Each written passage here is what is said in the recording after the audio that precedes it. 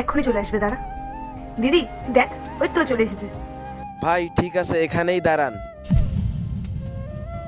তুই নাকি বলেছিলি ও অনেক বড় বিজনেসম্যান, ও টোটো করে এসেছে?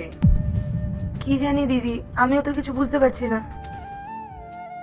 এ কি, আমি তো ওয়ালেট আনতে ভুলে গেছি। ভাই 1 মিনিট দাঁড়ান। পায়েল, তোমার কাছে 200 টাকা হবে? থাকলে আমায় একটু দাও না গো। হ্যাঁ আছে, কিন্তু কি করবে? আসলে ওই টোটোওয়ালাকে ভাড়া দিতে হবে, এই জন্য। আচ্ছা দিদি, 200 টাকা দে না।